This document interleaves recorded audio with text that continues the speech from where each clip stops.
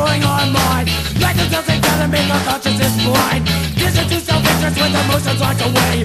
That's what they call normal, then I'd rather be insane. That's the cup of Europe, what you want to do to life. Warning. I chain smoke and I say fuck a lot. But I accept myself for the way I am. I accept you too. Viewer discretion advised. From the Wall Street Journal, Epstein's private calendar reveals prominent names, including CIA chief and Goldman's top lawyer. Schedules and emails detail meetings in the years after he was a convicted sex offender. Visitors cite his wealth and connections. The nation's spy chief, a longtime college president, and top women in finance. The circle of people who associated with Jeffrey Epstein years after he was a convicted sex offender is wider than previously reported, according to a trove of documents that include his schedules. April 30, 2023. CIA Director William Burns had 3 meetings scheduled in 2014 when he was Deputy Secretary of State. Catherine Rumler met Epstein dozens of times before becoming a top Goldman lawyer. Other names include Bard College President Leon Botstein and author Chomsky. A person's personal life is their own. It's nobody else's business. Well, what do we have here? Large part of the population now says, I don't want to be vaccinated. Okay? That person is saying, I want to be a killer. I want to be able to go out freely and kill other people. Because that's what it means not to be vaccinated. Circle of people who associated with Jeffrey Epstein years after he was a convicted sex offender is wider than previously reported, according to a trove of documents that included his schedules.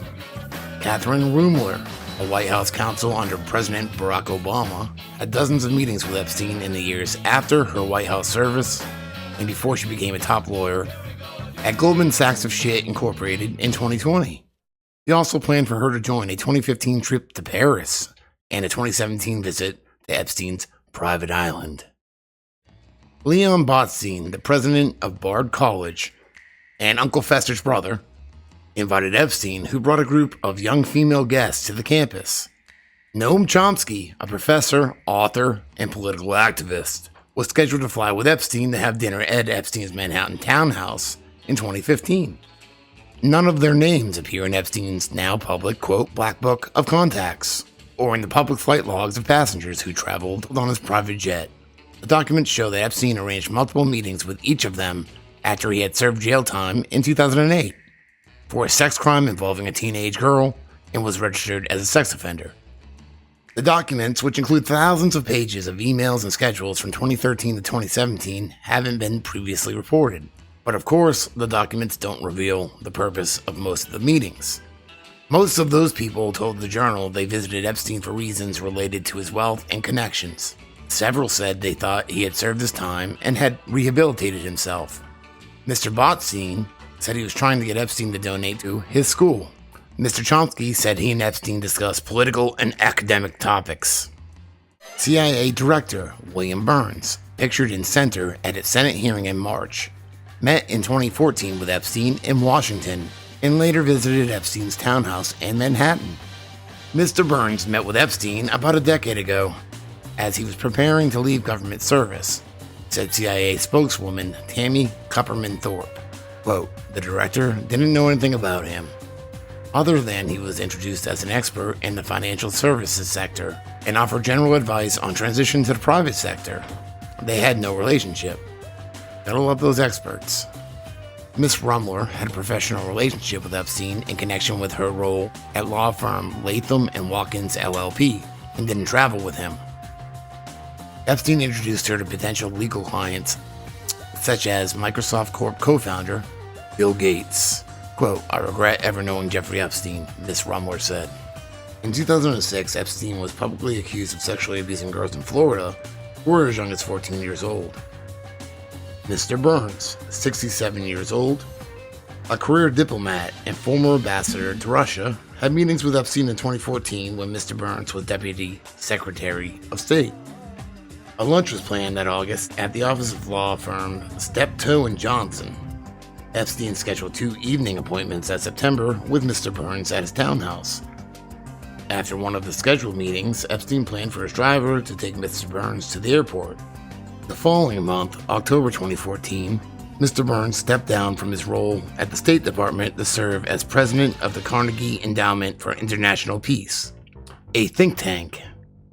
He ran the Carnegie Endowment until he was nominated in early 2021 by, quote, President Biden to serve as CIA director. The documents show that Epstein appeared to know some of his guests well. He asked for avocado sushi rolls to be on hand when meeting with Miss Rumler, according to the documents. He visited apartments she was considering buying. In October 2014, Epstein knew her travel plans and told an assistant to look into her flight. Quote, see if there's a first-class seat, he wrote. If so, upgrade her. In 2014, Epstein called Miss Rumler within weeks of her leaving the Obama White House. Epstein planned a lunch in August 2014 at his townhouse, followed by a series of meetings to introduce her to a wider circle of his acquaintances. Miss Rumler first met Epstein after he called her to ask her if she would be interested in representing Mr. Gates and the Bill and Melinda Gates Foundation. Epstein and his staff discussed whether Miss Rumler, now 52, would be uncomfortable with the presence of young women who worked as assistants and staffers at the townhouse. Women emailed Epstein on 2 occasions to ask that she avoid the home while Miss Rumler was there. Epstein told one of the women he didn't want her around, and another that it wasn't a problem.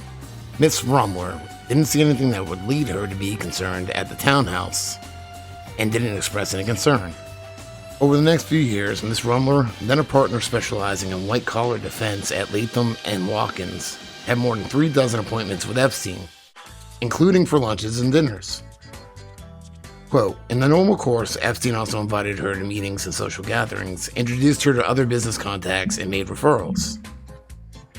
In 2015, she was scheduled to fly with Epstein to Paris, and in 2017, he planned to stop in St. Lucia to take her to his island home in the Virgin Islands for the day. Epstein also connected Miss Rumler to Ariane de Rothschild, who is now chief executive of the Swiss private bank Edmond de Rothschild Group. The bank hired Miss Rumler's law firm, Latham & Watkins, after the introduction to help with U.S. regulatory matters. Mrs. de Rothschild, who married into the famous banking family, had more than a dozen meetings with Epstein. He sought her help with staffing and furnishings, as well as discussed business deals with her. In September 2013, Epstein asked Mrs. de Rothschild in an email for help finding a new assistant, quote, female, multilingual, organized. Quote, I'll ask around. Mrs. de Rothschild emailed back. He bought nearly $1 million worth of auction items on Epstein's behalf in 2014 and 2015. Mrs. de Rothschild was named chairwoman of the bank in January 2015. That October, she and Epstein negotiated a $25 million contract for Epstein's Southern Trust Company to provide, quote, risk analysis and the application and use of certain algorithms for the bank. One of Epstein's scheduled meetings with Mrs. de Rothschild in January 2014 included another of his regular guests, Joshua Cooper Ramo, then co-chief executive of Henry Kissinger's corporate consulting firm. Epstein scheduled more than a dozen meetings from 2013 to 2017 with Mr. Ramo, who at the time served on the boards of Starbucks Corporation and FedEx Corporation. Mr. Ramo was also invited to a breakfast at the townhouse in September 2013 with former Israeli Prime Minister Ehud Barak, another regular guest. Mr. Barak also met Epstein in 2015 with Mr. Chomsky. Mr. Chomsky and Epstein arranged a meeting with Mr. Barak for them to discuss, quote, Israelis' policies with regard to Palestinian issues in the international arena. Mr. Barak said he often met with Epstein on trips to New York and was introduced to people such as Mr. Ramo and Mr. Chomsky to discuss geopolitics or other topics. Quote, he often brought other interesting persons from art or culture, law or science, finance, diplomacy, and philanthropy, Mr. Barak said. The ever-expanding probe into the billionaire is now threatening to derail the Israeli election for prime minister. DailyMail.com has exclusively uncovered photos of one of Israeli leader Benjamin Netanyahu's main challengers, former Prime Minister Ehud Barak, covering his face as he entered the convicted pedophile's home. This was back in 2016, and on the same day, a group of young women were also seen arriving at Epstein's home. Barak is already trying to distance himself from Epstein and their business partnerships. Writing on Facebook, "As soon as the present charges related to Epstein became known, I instructed my lawyers to examine the options we have for expelling the company associated with Epstein from this partnership." Epstein arranged several meetings in 2015 and 2016 with Noam Chomsky while he was a professor at MIT. When asked about his relationship with Epstein, Chomsky replied in an email, quote, "First response is it's none of your business or anyone's. Second is that I knew him and we met occasionally." Touchy, huh?